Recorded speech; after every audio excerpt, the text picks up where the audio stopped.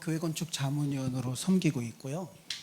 오늘 강의할 제목이 건축의 사유, 그 다음에 공간의 특질. 공간이 가지고 있는 여러 가지 특질이 있는데 한국 교회가 이 부분을 많이 놓치고 건축을 하고 있다 싶어서 이 두 가지 제목을 가지고 강의를 시작하도록 하겠습니다. 지금 시설물이 하나 보이죠? 이 시설물이 여러분 뭐같이 보이세요? 그래요. 이 건축물이 이제 아래서 위를 본 거고요. 이건 자연이 아닙니다. 건축가에 의해서 인공적으로 만들어졌어요. 이게 평지였었거든요.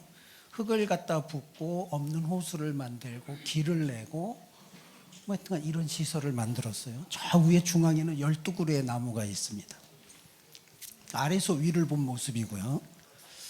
위에서 아래를 본 모습이에요. 지금 이제 아까 12그루 나무 쪽에서 아래를 본 것이죠. 여러분 이 시설을 보면 대부분 공원 같다라는 얘기를 제일 많이 해요. 근데 이건 공동묘지입니다. 이런 공동묘지죠. 1919년에 스웨덴에 보면 그 우드랜드 공동묘지라고 하는 게 있는데, 공동묘지 하면 여러분 혐오시설이에요? 굉장히 즐거운 시설이에요? 혐오시설이에요. 우리는 납골당 건물 하나 들어오는 것도 지역에서 반대를 하는 정도로 혐오시설인데, 이 공동묘지를 지역 주민들하고 어떻게 공유할까를 건축가가 생각을 해서 이 지역에 만든 것이죠. 이 공동묘지는 1994년 세계문화유산에 등재가 됩니다. 그리고 많은 사람들이 방문하는, 그래서 여기 별명이 하나 있어요. 산자의 도시, 죽은 자의 도시. 이게 뭐죠? 죽은 자와 산자가 공존하는 도시라는 거죠. 상당히 많은 사람들이 여기서 치유를 받고 죽음을 생각하고 자기의 삶을 생각하는 공원으로 굉장히 유명해졌어요. 많은 사람들이 방문하는 그러한 공원과 같은 묘지가, 공동묘지가 만들어진 거죠. 건축가의 사고는 이와 같이 혐오시설을 어떻게 지역과 공유할까를 고민해요. 근데 우리 여기에는 불특정 다수가 모이지 않습니까? 근데 교회는 불특정 다수가 모인다는 것에서 굉장히 맥을 같이 합니다. 근데 교회가 들어온다고 하면 혐오시설 들어오는 것과 같이 어때요? 민원이 있어요, 없어요? 민원이 넘쳐요. 허가 나서 땅 파는 순간 민원으로 시작을 합니다. 그런데 한국 교회가 30년 동안 현대화가 되었지만 지역에게 굉장히 많은 도움을 주고 있음에도 불구하고 오늘날 이 시점에도 어때요? 민원이 버글버글해요. 이거 한번 생각해 봐야 되지 않을까. 교회가 앞으로 어떻게 가야 될 것인가 고민하는 시간이 됐으면 좋겠습니다. 바로 이분이에요. 이분이 그 건축을 한 건축가인데 굉장히 오래전에, 우리나라의 뭐 현대화 되기도 전에 이와 같은 선진 공간이 만들어진 것에 우리가 의미를 갖고 바라봐야 되지 않겠나 보이십니다. 건축의 사유의 사전적 의미를 보니까 사유라고 하는 것은 깊이 있는 사고, 성찰과 개념적 탐구를 의미한다, 이렇게 되어 있어요.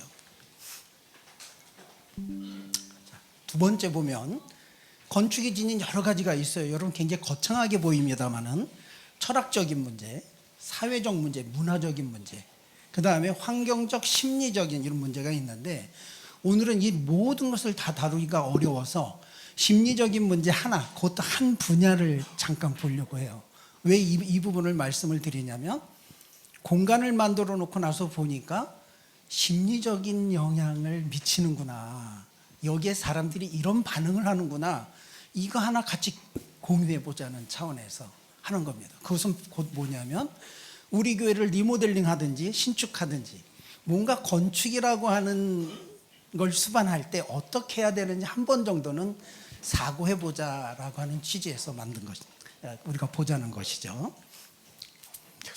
여기에 보면 왼쪽에 있는 사람은 하이니 헤디거라고 하는 사람이고요, 오른쪽에 있는 분은 에드워드 홀이라고 하는 사람인데요, 이 하이니 헤디거가 굉장히 중요한 걸 하나 발견을 해냅니다. 스위스 생물학자인데 이분은 뭘 얘기를 해놓냐면요, 동물들을 연구해서 개체 간의 거리를 어떻게 이 개체 간의 거리가 만들어지고 있는가, 하나하나의 개체 간의 거리를 연구하죠.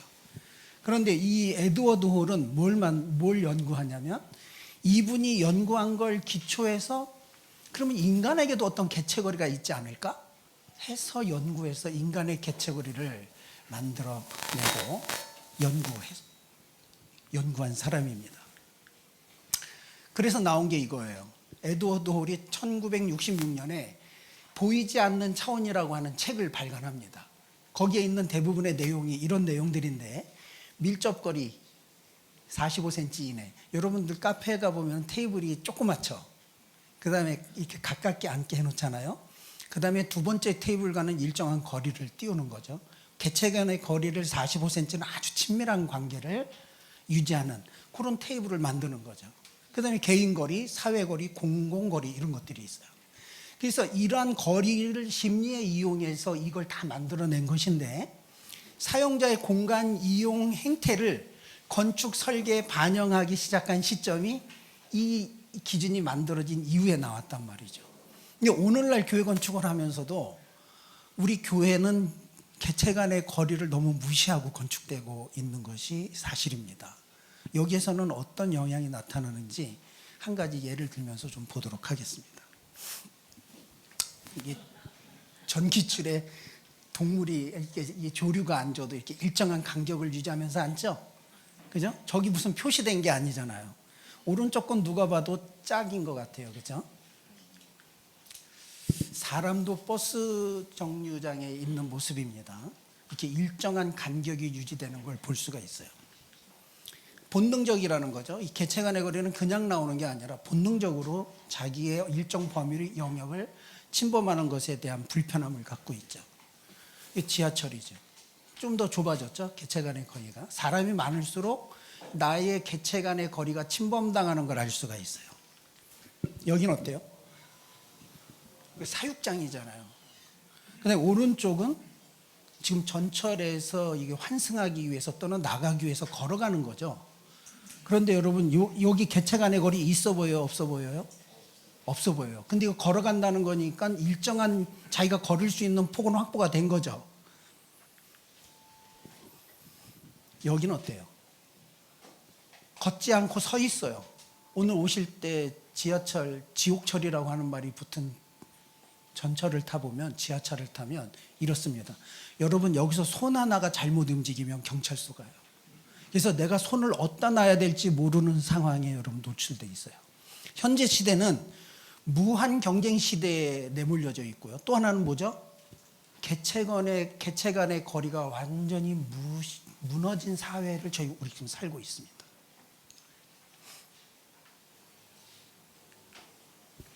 자, 이렇게 혼잡한 것이 계속 지속되면 불편해져요. 지속되면 이건 스트레스로 작용하고 우리 몸에 부신이라고 하는 것이 활성화되기 시작해요. 이 부신 물질이 활성화되면 감정 기복이 생기고 피로도가 넘치고 집중력이 저하돼요. 하얀 쥐를 갖다가 집어넣고 많은 쥐들끼리 개체 거리가 무너질 정도까지 집어넣고 부신을 검사했더니 거기서 다량의 부신이 발생되는 걸 이 연구 결과에 다 나와 있습니다. 근데 이런 스트레스를 우리 지금 현대인들이 받고 살아가고 있는 것이죠. 그러다 보니까 이 조류들이 낳은 알 먹는 것도 건강에 해를 끼치겠다 해서 나온 게 뭐죠? 동물 복지가 이렇게 나오는 거예요. 동물 복지. 자연스럽게 여기서 나오는 계란이 일반 계란의 몇 배가 비싼지 아세요? 거의 3배에서 4배 비싸요. 건강한 닭에서 나온 알을 먹고 싶어 하는 거죠. 사람은 스트레스를 받으니까 어디로 가요? 자연으로 나가요. 글램핑. 여러분 글램핑이 문화로 오는 게 아니고요. 현대사가 극도로 현대사회가 피로를 느끼게 되면 스스로 한적한 곳을 찾아 떠나게 됩니다. 그래서 글램핑, 차박, 캠핑. 지금 들과 산과 바다에 가면은요 넘쳐나요. 어떤 분야가 넘쳐나요? 젊은이들도 넘쳐나요. 중년들도 넘쳐나요. 아이들도 넘쳐요. 도시는 자꾸 사람들이 빠져나가죠. 다시 또 와서 스트레스 받을 장소가 도시가 됐어요. 힐링하기 위해서 떠나는 것이죠. 스트레스, 현대인의 심리 이용해야 될 거 아니겠어요? 이거를 잘 이용한 시설이 있어요. 교회가 여기 들어갔으면 너무 좋겠습니다만은 교회가 그걸 잘 활용 못해요. 카페입니다. 여러분, 카페가 지역에서 다 카페가 지금 13,000개가 늘어나고 10,000개가 문을 닫는데요, 한 해. 그런데 정말 잘 되는 카페들을 유심히 보세요. 현대인들이 불편해하는 것을 정확하게 해소해주는 카페는 생명력이 있어요. 근데 따라서 한 카페는 생명력이 없어요. 그 교회가 여기서 뭐 배워야 돼요? 현대인들이 모일 수 있는 조건을 어떻게 만들어야 될까? 사실 그건 건축가들의 아이디어와 머릿속에 다 있습니다. 그런데 제가 지금도 설계를 몇 개를 하고 있습니다만은 제가 어르신을 폄하하는 건 아니고요. 목사님이 평면도를 다 재단해요. 본인이 좋은 건축을 하기 위해서 막 스케치를 하고 수정하고 이래요. 건축가가 이렇게 하면 안 된다고 조언을 해도 제 목회 방법은 이거래요. 그리고 끌고 가죠. 이거 뭔가 좀 잘못돼 가고 있는 것이죠. 그래서 공간의 사유가 무엇인지를 이 시간을 통해서 우리 지도자들하고 나눠야 되겠다 하고 이 강의를 준비했습니다. 카페 한번 볼게요. 심리. 과거의 카페예요. 클래식하죠. 음악도 고전적인 게 나오고 아주 의복도 단정하게 입어야 될 것 같고 저같이 넥타이 매야 들어갈 것 같은 카페입니다. 이것을 다시 말하면 좀 경직됐다고 볼 수가 있겠죠. 어떤 의상이냐면 이런 의상만 입어야 들어갈 것 같은, 그렇죠? 공간은 경직된 거죠. 두 번째 카페는 완전히 반대예요. 여러분 이런 카페 많이 보셨죠? 그 들어가시면서 어른들은 뭐라 그래요? 왜 공사하다 말았어? 이런.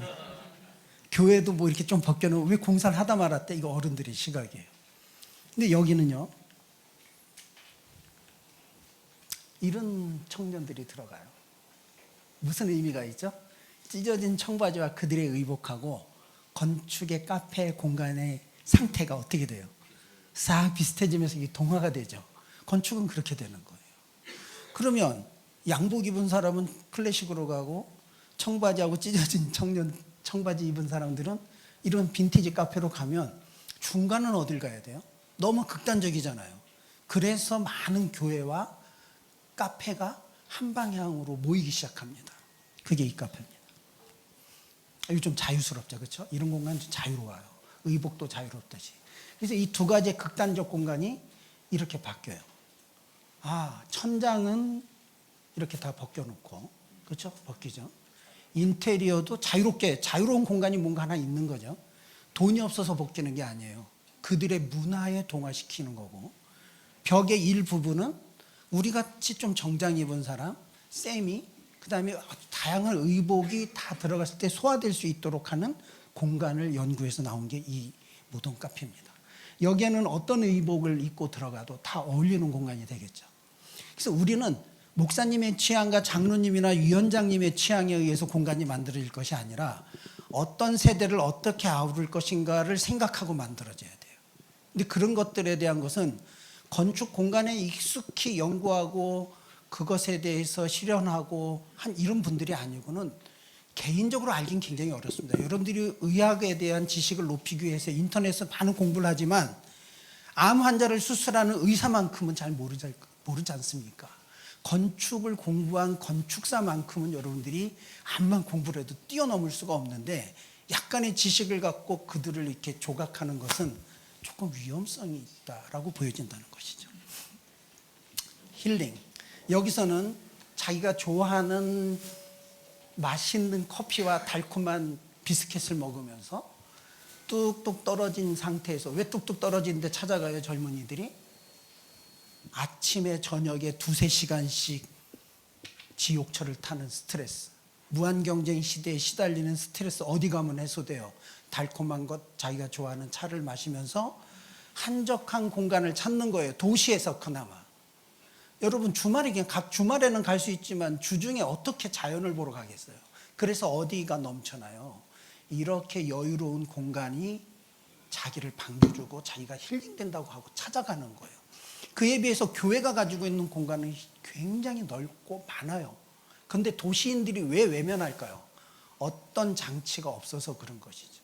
이런 것에 우리 교회가 뭔가 눈과 시선을 돌려줘야 돼요. 그리고 자꾸 열어줘야 돼요. 주차장 열자고 지난번 우리 김민석 의원님하고 그 자담회 하는 거 여러분 보셨는지 모르겠습니다만은 주차장 개방해야 돼요. 그러면 우리 성도들과 교인들이 또 그 평상시 사무원들이 될 수 있는, 교육자들이 될 수 있는 주차장이 없대요. 영역화 시키세요. 하루에 우리가 몇 대 될 수 있는 주차 딱 여기 마킹하고 나머지 다 오픈하고, 자꾸 사회하고 이런 노력을 하지 않고 사회와 하나가 될 수 있는 방법은 없다는 것이죠. 스스로 고립시키고 있고, 교회가 자꾸 에너지가 떨어지고 있고, 성도들이 오지 않고 일반인이 오지 않는 교회가 돼서는 안 되겠다는 말씀을 드리는 겁니다. 이게 이제 그 포항 있는 데를 가면은요, 웨이본 카페라고 곽기수 건축사가 설계한 건물인데요, 여기에는 굉장히 많은 스토리와 클라이막스 또는 그 플롯 장치가 되어 있습니다. 바다를 봐야 돼. 여기가 주차장이거든요. 들어갈 때 바다를 이렇게 봐야 되는, 가려버리잖아요. 소나무 심어서 가려버리고, 들어가는 입구도 아주 좁게 만들어서 들어가면 바다를 볼 수 있게 만들고요. 여기 보세요. 이쪽으로 나와서 여기 뺑글 돌아서 올라오면 여기로 나와요. 여기 계단으로 올라갈 때 바다 안 보이죠? 그 다음에 여기 섰을 때 바다를 자꾸 시선의 높이마다 다르게 보이게 만들어주고 있는데, 마지막 정점에서 본 바다에서는 그 탄성이 흘러나옵니다. 와, 이런 느낌이 나오는 거죠. 이 건축에는 여러분들이 알지 못하는 스토리와 플롯을 짜는 방법이 있어요. 제가 마지막에 주택을 통해서 하나 알려드릴 건데요, 한번 보시기 바랍니다. 그 다음에 하늘에는 조각천을 걸고 무한정으로 쉴 수 있게 만들어져요. 차만 마시고 가세요가 아니고요. 여기 보세요. 이 쿠션은요, 누워서 자는 사람들도 굉장히 많고요. 시간을 마음껏 힐링하고 가게끔 만들어줍니다. 사회는, 카페는 영업을 목적으로 무한대의 시간을 개방하는 걸 볼 수 있어요. 여러분들이 이 카페의 주인이라면 빨리 왔다가 가고 다음 사람 들어오고 가고 이래야 될 거 아니겠어요. 근데 왜 이렇게까지 할까요? 편안함을 유지시켜 줄수록 이 카페는 넘쳐나요. 그것을 익히 알고 있어요. 회전율을 높이는 게 아니라 그것은 너무 단발성이죠. 장기적으로 보는 거죠. 교회 건축도 장기적을 보고 좀 투자를 하셨으면 좋겠다는 생각이 듭니다. 과거는 건축에 대한 사유가 암울했어요. 건축가로서 건축을 해야 되나 말아야 되나 할 정도로 아주 암울했어요. 현재는 희망이 보이기는 하는데 절반 정도밖에 희망이 안 보여요. 절반은 희망. 아직도 절반의 교회는, 절반의 건축가들, 건축주는 어두운 터널을 지나가고 있다고 보는데, 저 개인적으로는 어떻게 생각하냐면요, 이렇게 생각해요. 3분의 2가 아직도 어두운 터널의 교회를 끌고 가고 있다. 3분의 1 정도만 그나마 희망이 보인다, 이런 정도예요. 냉철하게 말해서 15%, 10%입니다. 미래로 가는 다음 세대를 준비한다고 하면서 어두운 과거가 현재까지 오고 있지는 않은가, 한 번 더 생각하고 여러분들이 좋은 사고로 건축을 진행했으면 좋겠습니다.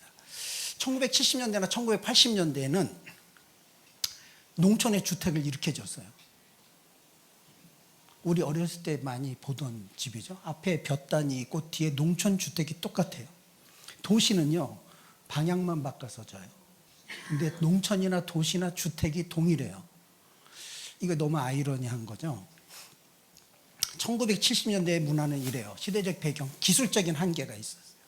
재료의 제약도 있었어요. 재정이 없다 보니까 공사비에 대한 부담으로 그냥 반복적으로 남의 집 짓듯이 따라졌어요. 그 다음에 건축공학은 4년제밖에 없었어요. 건축학과와 공학과로 나눠지지 않았어요. 그래서 건축가가, 좋은 건축가가 많이 배출되지 못하는 시대적 배경이 있었어요. 우리나라 현재 기술 수준은요, 기술과 재료 세계적이에요. 한국에서 못 만드는 재료 없습니다. 건축학과가 22년 전에 5년제로 건축학과가 생겼고, 건축공학과는 4년제로, 건축학과는 설계, 심리 이런 것을 다룬다면 공학은 기술, 안전, 구조 이쪽을 다루는 학문으로 분야가 돼 있어요. 근데 과거에 건축 집을 한 번이라도 접었던 분들은 사고가 어디에 매몰되어 있냐면 공학에 매몰되어 있어요. 건축 학문이라고 하는 이론은 익숙하지 않아요. 그런데 공학에 매몰되고 집을 몇 번 지어본 목사님이나 장로님들은 건축가를 주도해요. 그게 건축인지 알고 있는 것이죠. 이 사고가 완전히 잘못되어 있는 것이죠. 자, 이렇게 다 모든 것들이 뒷받침돼서 오늘날 우리나라의 교회 현실은 세계적입니다. 한국에서 못 짓는 건물은 외국에서도 못 짓는 거죠.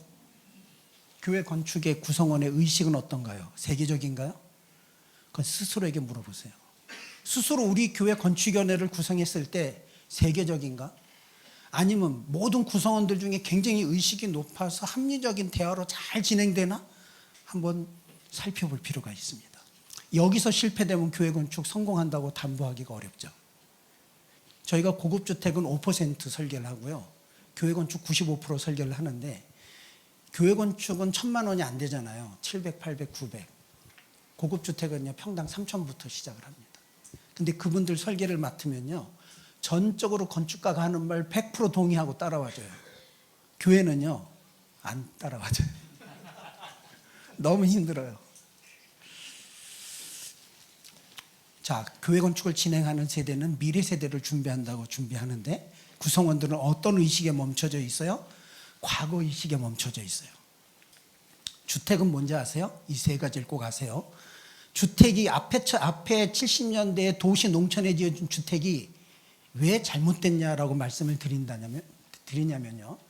주거 생활을 영위하는 무슨 단위예요? 가족 단위예요.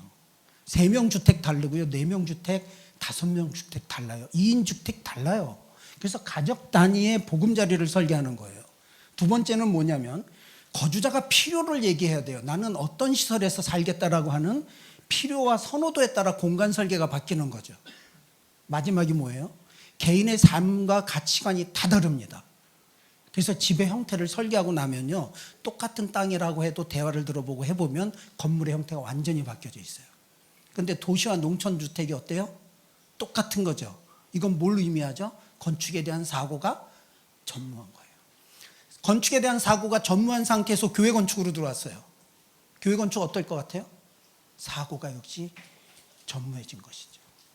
좋은 건축이 나올 수 없게 되는 것입니다. 성급한 변화, 교회 조금 우리가 이거 잘 되는 교회도 있습니다. 근데 여기서는 한국 교회 전체적인 걸 좀 얘기하는 거니까 여러분 이해하고 들어주세요. 왜 그러냐면 우리 교회는 달라요 이럴 수도 있기 때문에 먼저 양해의 말씀을 드리고 시작하겠습니다. 1990년대에서 2000년도에 교회에 엄청난 일이 벌어져요. 저는 우리나라에서 이런 일이 여태까지 벌어진 적이 있을까 할 정도로 엄청난 일이, 이제 AI가 그걸 다시 몰고 오지 않을까 하는 생각이 듭니다. 미국 새들백 교회, 그다음에 윌로우크릭 커뮤니티 교회에서 된 그 위에 사진을 보면은요, 그 위에 사진은 그거죠. 이거 뭐 같아요, 여러분? 열린 예배죠. 콘서트, 열린 예배. 1995년도부터 우리나라에 열린 예배가 도입돼서 좀 빠른 교회는 1990년부터 도입됐어요. 보편적으로 95년도부터 교회마다 찬양단 세미나 다 보냈어요. 모든 교회가 다 기억하실 겁니다. 늦어도 2000년도에는 모든 교회가 찬양단 세미나 비용 되면서 찬양단 다 배우게끔 한 것이 열린 예배예요. 이 문화죠. 자, 이렇게 하다 보니까 열린 예배로 이제 많이 왔죠, 교회가. 자, 위에는 교회입니다. 아래는 클럽이에요. 뭐가 달라요? 똑같죠. 근데 여기서는 찬양이 있고 여기는 락이 있고, 한 군데서는 기도와 찬양이 있다면 한 곳에서는 술과 락이 있는, 한국 교회는 이렇게 왔어요. 이렇게 온 것이 저는 열린 예배를 폄하할 생각은 전혀 없어요. 저는 건축 공간을 이야기하려고 하기 때문에 열린 예배를 들고 왔을 뿐입니다. 2000년대 교회가 변해요. 저것 때문에 변해요. 저것만 아니면 안 변했을 텐데 저것 때문에 변해요. 콘서트홀로 바뀌는 예배 형식이 열린 예배로 바뀌게 됨으로 인해서 공간의 변화가 생겨요. 우리의 강대상의 문화가 콘서트장처럼 바뀌기 시작하는 거죠. 공간의 변화. 요걸 통해서 현대화라고 하는 것이 같이 이루어지기 시작합니다. 그래서 교회 건축의 현대화. 지금은요, 여러분 뾰족 첨탑을 볼 수가 없고 붉은 벽돌을 보기가 어려운 실정으로 들어가고 있어요. 얼마 안 지나면 아마 붉은 벽돌은 찾아보기 어려운 교회로 바뀌어가고 있지 않을까. 지금 1색으로 변한 거죠.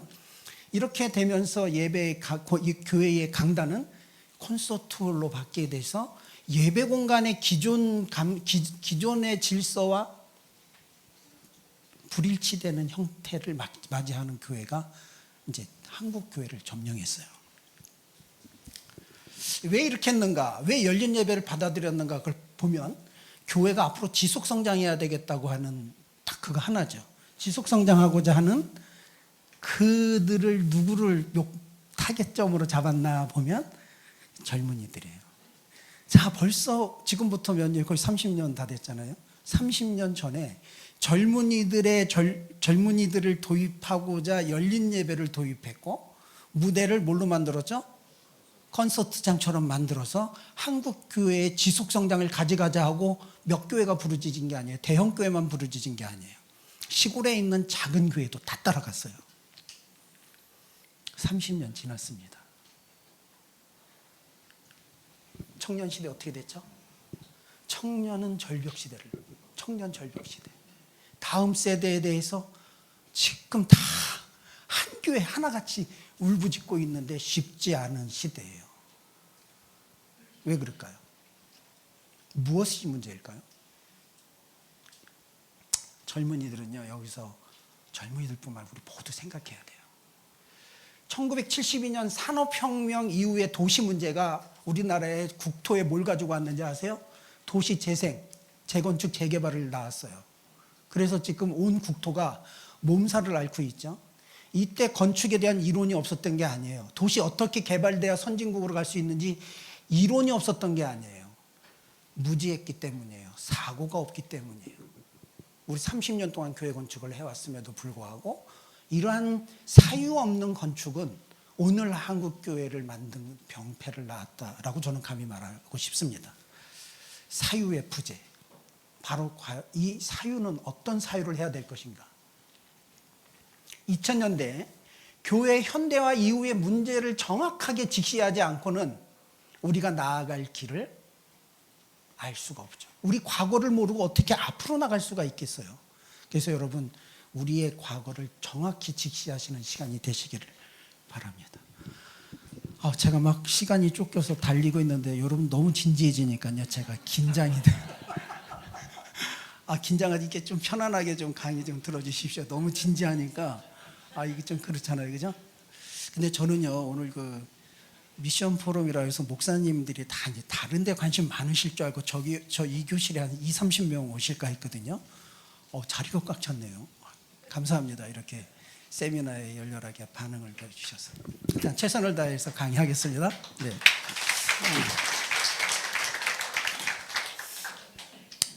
캄피교에 가면은요, 여기 헬싱키 나린과 광장에 여기 답이 있어요. 교회 답이 있어요. 여기에 답이 있어요. 헬싱키에 가면요, 이 캄피교회라는 교회가 있어요. 작아요. 여러분, 여기 보면 이게 예배당인데, 이게 다 예배당이긴 합니다만, 이 공간에 의자가 몇 개 있어요. 하나, 둘, 셋, 넷, 다섯, 여덟. 여기 이 교회보다 작은 교회 혹시 오셨나요? 의자가 둘, 넷, 여섯, 여덟, 12개 있어요. 그런데 여행하는 많은 사람들이 깜피교회 여기 무조건 들어가요. 안 들어가지 않습니다. 100% 거의 다 들어가요. 문이 항상 열려 있고요. 들어가면 항상 기도하고 멍하니 앉아서 예배당을 감상하다가 나오는 사람들이 대부분이고요. 그들이 나와서 글을 쓴다는 것은 나이 든 사람일까요? 젊은이들일까요? 젊은이들이 글을 올려놨는데요. 그거 읽어보시면 눈물 나요. 자기가 지친 것, 피로한 것, 정신적인 스트레스 여기서 다 쏟아놓고 간다. 너무 고마운 공간 만났다라고 고백하는 곳입니다. 여러분들 헬싱키 가면 꼭 들러보시기 바랍니다. 교회 이렇게 졌어요. 저 큰 광장에 예배당 하나 덩그러니 조그맣게, 우리가 이렇게 큰 위치에다 교회를 진다면 어떤 교회 지시겠어요, 여러분? 한 10층짜리 대형 예배당 하나 재웠어요. 거기 사람들 많이 들어올까요? 여러분, 이런 감성적인 공간, 들어가서 하늘에서 쏟아지는 빛과 따뜻한 핀란드산의 어떤 그런 느낌, 이런 것들을 느끼면서 자기 정신적인 치유를 다 쏟고 피로도를 다 해결하고 치유받고 돌아간 이 공간을 글에다 다 남기고, 그걸 글을 본 모든 청년들, 젊은이들은 다 방문하는 이런 교회가 왜 우린 안 나올까요? 이게 답이에요. 감성적 건축을 만들지 않으면. 오늘 AI에 대해서 저는 AI에 대해서 익숙히 여러분들보다 제일 먼저 써본 사람이 아닐까 싶습니다. 그런데도 들으면서 엄청난 충격을 받았는데요. 앞으로 AI가 상당 부분 발전해서 제일 늦게 제일 늦게 정복할 부분이 과연 될까? 이 부분을 정복할까 싶을 부분이 한 분야가 있어요. 그 뭘까요? 인간의 감성 부분 아닐까요? 여러분, 현대 사회가 막 복잡하고 바쁘게 돌아가고 있지만 정말 모든 인간은 이 사회에서 가장 자기 감성을 치유받기를 원하고 있어요. 그거는 상당히 많은 공간 전문 학자들이 이야기를 하고 있고 그 시설의 젊은이들이 반응을 보이고 있어요. 그래서 열린 예배가 다 나쁜 건 아니지만 일색으로 열린 예배로 모든 공간이 만들어져서는 감성적 공간, 하나님을 만나는 공간은 그만큼 줄어들 수밖에 없다라고 보여지는 것이죠. 어떻게 안배를 해서 적정하게 할 것인가, 이거 되게 중요하지 않겠습니까? 챗GPT한테 제가 물어봤어요. 예배 공간 어떻게 만들어야 될까요? 근데 이게 참 이 챗GPT가 좀 멍청해요. 제가 다시 한번 질문하면 이 대답이 안 나와요. 그래서 제가 이거 왜 이러지? 그럴 수밖에 없죠. 여러 사람이 보는 글에 대응해 가면서 통계적으로 써내는 거니까. 그 당시 제가 너무 정확한 답을 찾았는데요. 하나님을 경외하는 분위기를 조성해야 된다고 첫 번째 대답을 해주더라고요. 뭐예요? 경건성을 얘기하고 있어요. 두 번째는 뭐냐면 예배 드리는 사람들에게 편안함과 안식을 제공해 줘야 된대요. 뭐예요? 감성이에요. 마지막이 뭐죠? 하나님과 만나는 특별한 경험을 제공해야 된다는 거죠. 그것은 경건과 감성을 합한 것인데 이거 정답이요. 건축에 있어요. 특별한 경험은 여기서만 만들어져요. 오래전부터 우리들이 공부해온 스토리와 플롯. 이걸 통하면 굉장히 특별한 공간이 탄생된다라고 저희는 오래전부터 배워왔어요. 그런데 여러분, 우리나라에 이 특별한 공간이 많지 않아요. 왜 그러냐면 건축가들이 우리나라에 무슨 시설이 많아요? 산업시설, 상업시설이 굉장히 많죠. 이런 시설에는 이게 그렇게 많이 필요치 않아요. 교회, 주택, 이 한정적인 데에선 이게 되게 필요해요. 그런데 그쪽에 많이 투자한 건축가가 많지 않다 보니까 여러분들이 익숙함이 없는 거예요. 근데 시설을 다니면서 보면 오늘 소개할 장면들은 그런 교회들을 보여드리려고 합니다. 시간 관계상 빨리 넘어갈게요. 스토리와 플롯은 뭐냐면 다이나믹한 공간을 만들고 다이나믹한 스토리를 만들어서 아주 뭔가 클라이막스적인 느낌을 빵 터뜨릴 때 와 하는 느낌, 그걸 말하는 거죠. 영화에서도 필요하고 소설에서도 필요하겠죠. 이걸 얼만큼 잘 짜냐. 이렇게 구성하는 모든 걸 총칭해서 이걸 플롯이라고 그래요. 건축할 때 이게 매우 중요합니다. 특별한 경험, 이것은 공간, 여러분 그걸 갖고 이제 일반인들이 생각하는 것은 형태가 멋있으면 기억할 거야. 십자가가 높이 있으면 우리 교회 빨리 기억할 거야. 그런데 여러분 주변에서 십자가 제일 높아서 이 교회 기억나는 교회 있으면 하나만 빨리 생각해 보세요. 1초 만에. 1초. 나와요? 안 나오면 그거는 아니죠. 남산하면 뭐가 제일 먼저 생각나요? 남산타워 딱 이렇게 나와야 돼요. 그러면 이게 랜드마크예요. 근데 종탑이 저기 높이 있어서 이 교회 기억이 딱 난다, 한 교회만 나온다면 하셔야 돼요. 근데 여러분 안 나오시죠? 안 나와요. 그래서 그게 아니에요. 형태가 주는 랜드마크는 공간에서 오는데 공간에서 경험해 보지 못하면 어디를 자꾸 따라가냐면 예배당 형태를 보고 따라가요. 그래서 우리나라는 형태로 멋진 건물처럼 나오지만 3년 지나면 참 촌스러운 예배당처럼 교회 건물이 만들어지는 이유가 거기에 있습니다. 주택인데요. 빨리 넘어갈게요. 왜 주택을 들고 나오냐면요. 스토리와 플롯을 이해하기 되게 좋은 공간이 주택이에요. 주택은 기껏해야 4억에서 5억이면 건축을 해요. 교회는 몇십억을 들여요. 그런데 이런 스토리와 플롯도 적용 안 하고 짓는 교회들이죠. 자, 여기 들어가면 뭐가 나올까요? 왼쪽에 담장이 있죠. 오른쪽 담장이 있죠. 여기 들어가면 뭐 나올까요? 예, 마당 나와요. 그렇게 호응해 주셔야 제가 힘이 나요. 마당 나와요. 그래서 여기 딱 들어가면서 마당이 탁 나옵니다. 대문으로 들어왔잖아요? 아니에요, 밖에요? 밖이에요, 아니에요? 한마디로 통일해 주세요. 밖이에요, 아니에요? 자, 대문 안으로 들어갔는데 비바람 다 들어와요. 그러니까 밖이래요. 또 안으로 들어왔으니까 아니래요. 여러분, 이렇게 안과 밖이 모호한 공간을 특별한 공간이라고 그래요. 그래서 카페가 문을 쫙 열면 폴딩 도어 적히면 이게 안과 밖의 경계가 해제됐죠. 이게 특별해지는 공간이에요. 경험해보지 못하는 공간이에요. 이런 것들은 건축에서 익히 만들어져서 사용되고 있어요. 그런데 이것이 현대로 오면서 더 많은 조명을 받게 돼요. 폴딩 도어는 환기에 굉장히 좋은 방법으로서 교회 건축에서 주목받는 장치 중에 하나입니다. 자연환기죠. 이렇게 모호한 공간, 경계가 해제되는 공간, 이걸 이용해서 제가 현대 건축을 15년 전에 설계했어요. 자, 왼쪽에 담장이 있고 오른쪽에 담장 같은 걸 만들었어요. 문을 열고 들어가면 현대 건축인데 마당이 나올까요? 나올 수가 없겠죠, 여기서는. 근데 건축가는 나오게 하고 싶어요, 안 하고 싶어요? 자, 이쪽이 거실이고요. 문을 열고 들어가요. 이 가운데 이 왼쪽이 오픈돼 있어요. 이게 하늘이 뻥 뚫려 있어요. 그 공간이 이렇게 뚫려 있어요. 그래서 이게 오 하면은 이거 1차 감동입니다. 1차 감동.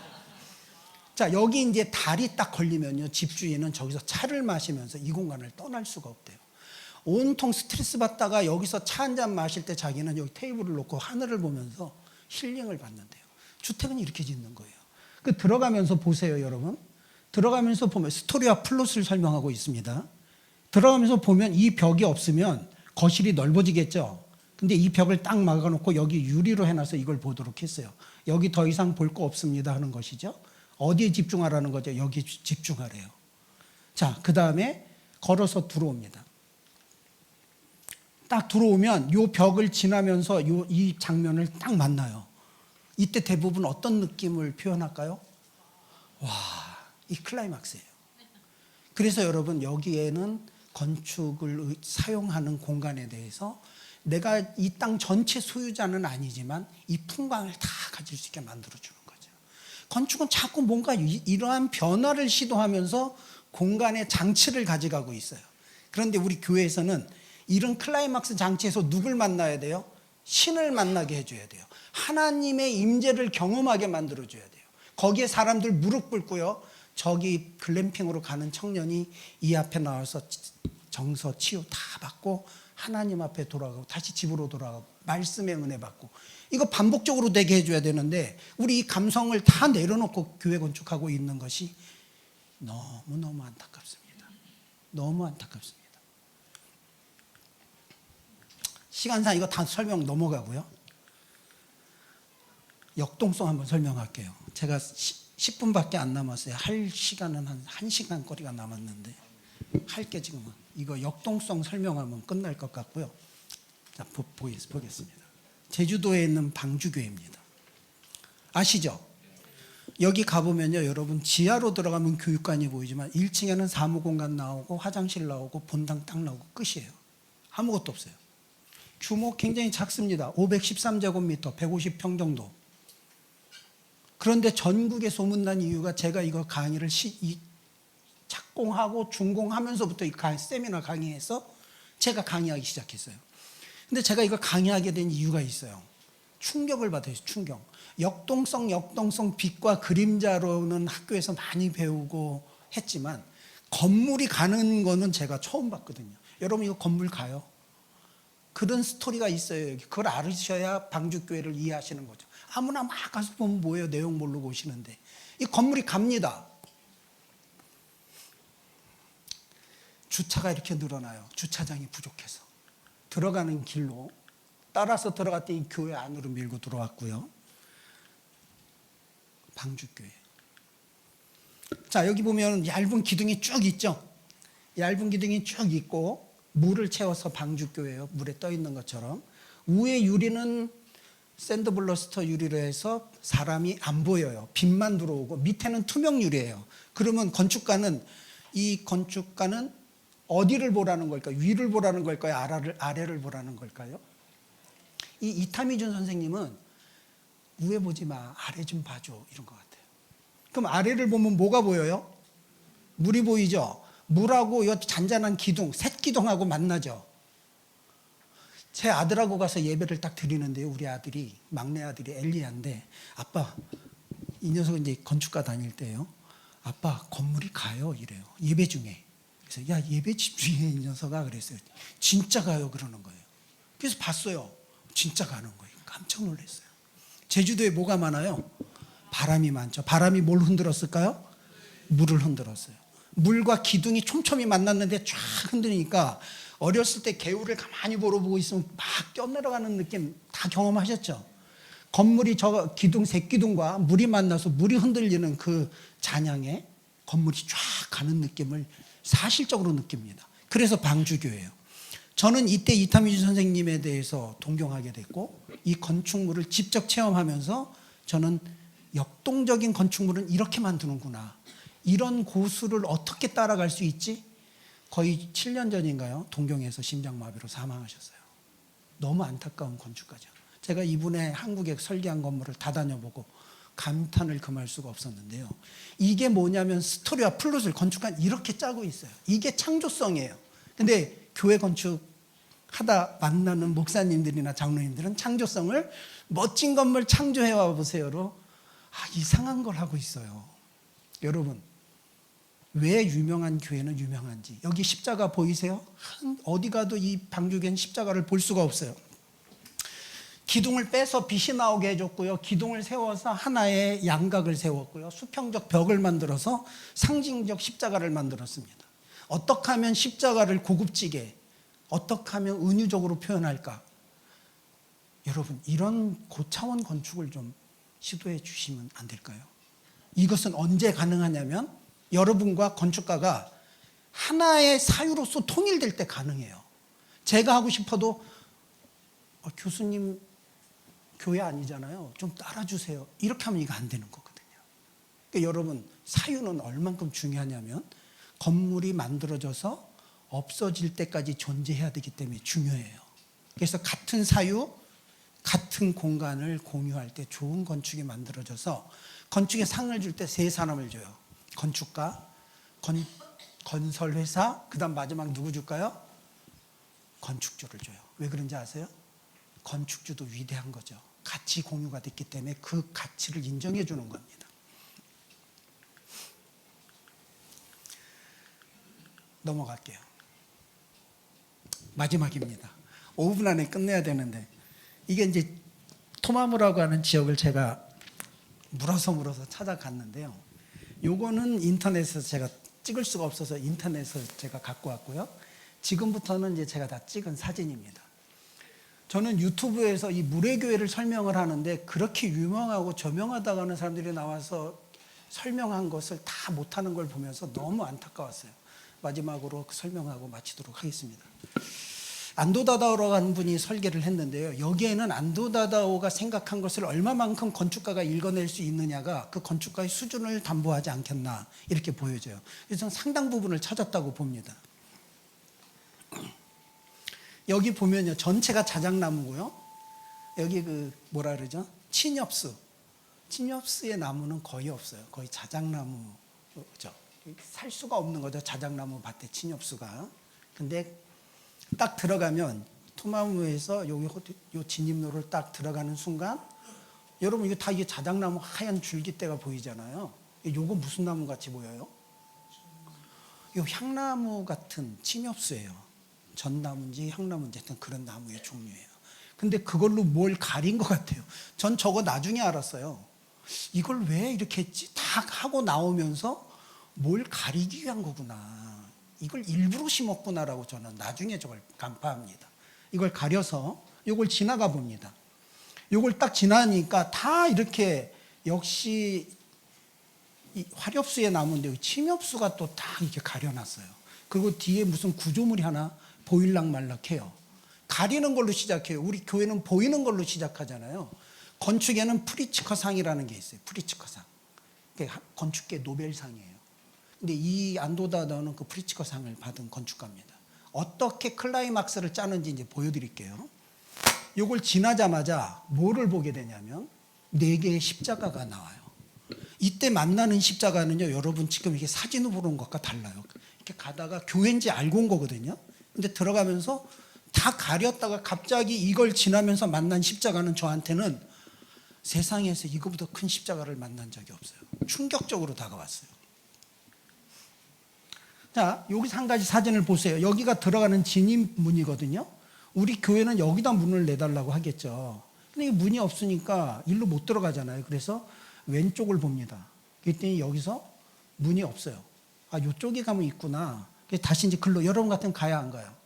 가죠. 그래서 여기 들어가 봤어요. 일로 걸어서 갔더니 여기 없어요. 있어야 되잖아요. 없어요. 어디 있어요? 뭔가 들어오라는 사인만 있지 문이 없잖아요. 무한정 제가 따라 들어갑니다.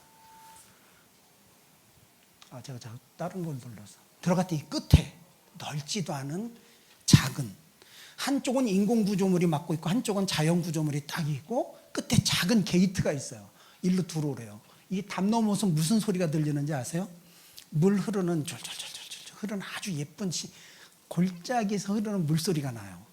그래서 물의 교회구나라는 걸 한번 생각하게 만들죠. 안으로 들어가니까 물이 단단단 져서 흘러내려가는 장면이 보이고 오른쪽을 딱 보는 순간 이런 예배당이 보여요. 근데 여러분 일반인들 이걸 보는 순간 뭐 유명하다 그래서 왔는데 볼 게 별로 없네 이런 정도의 사인이에요. 근데 여러분 저는 건축 기행을 갔어요. 예배 때 간 게 아니고 기행을 갔기 때문에 이 건축물 사진에서 100번도 더 봤을 거 아니겠어요. 모든 자료를. 너무 충격적이죠. 제가 요쯤 갔을 때 하나님이 저에게 음성이, 제 생각인 거죠. 너는 여기 건축 기행을 온 거지만 하나님의 전에 들어가는 것을 기억하라라는 느낌이 딱 왔어요.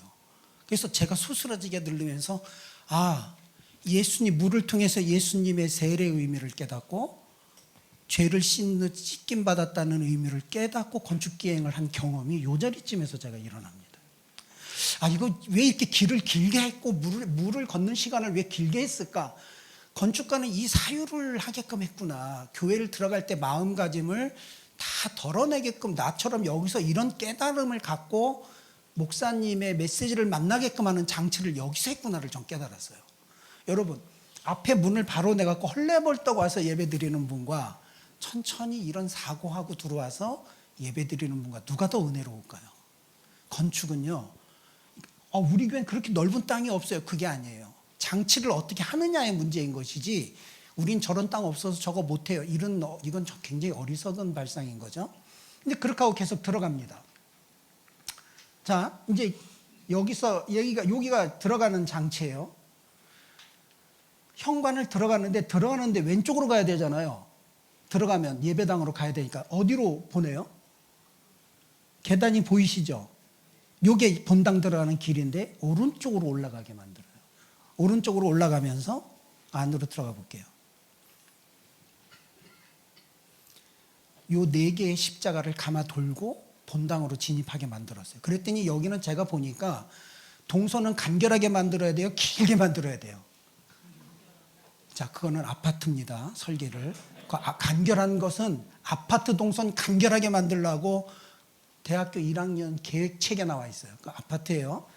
교회 건축이나 단독주택은 최대한 감성을 느끼게끔 만들어줘야 돼요. 들어갔다 나와 보면 달라요. 그런 건축을 경험해 보세요. 뺑글 돌면서 이 십자가 4개를 경험하게 만들고 여기서 죄를 다 털어내게 만드는데 복선이에요. 안에 들어가면 이와 같은 장치가 또 있다라고 하는 영화나 소설에서 복선 나오듯이 건축에서 복선 장치를 깔아준 거예요. 우리 안에 가면 똑같은 느낌 또 있을 거야. 보세요.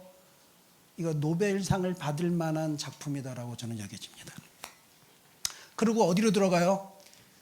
무덤으로 들어가요. 지하로. 여기서는요, 이거 슬라이드로 보여주는 거는 좀 웃겨요. 눈으로 보지 않으면 느낄 수 없는 감동을.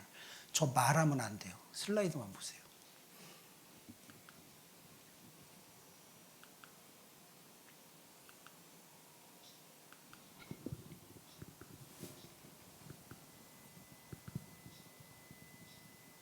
이 장치 하나 보여주려고 곡선으로 계단을 만들고 내 눈에 시각적으로 지금 뚜꺽뚜꺽 보였지만 실타래 같이 얇은 선부터 점점 확장이 되면서 마지막에 십자가가 탁 나오는 이 장면이 저 자리에 섰을 때 정말 놀랍니다.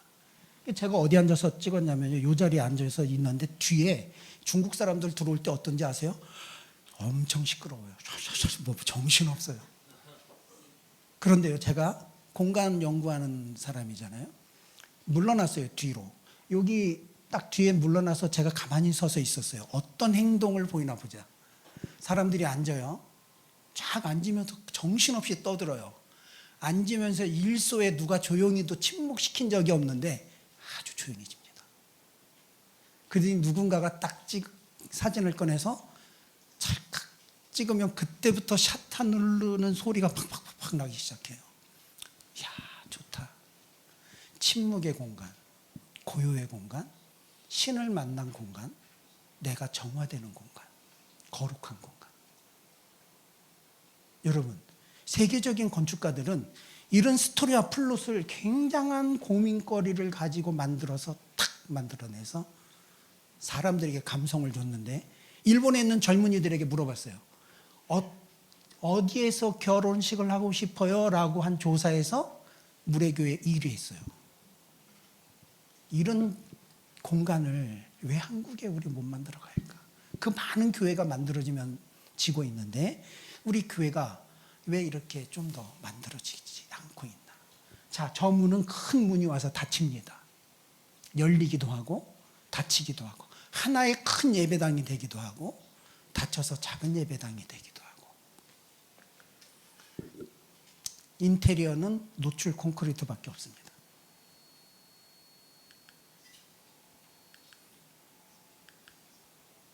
이제 열리는 중이죠, 문이.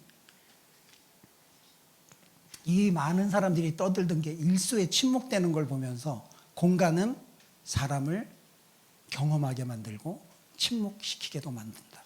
소란스럽고 떠들게도 만듭니다. 건축이 주는 사유, 공간이 가진 특질 조금이라도 이해하셨다면 여러분들 그 이해도를 가지고 좋은 건축을 하시기를 바라면서 제 강의를 마치도록 하겠습니다. 이상입니다.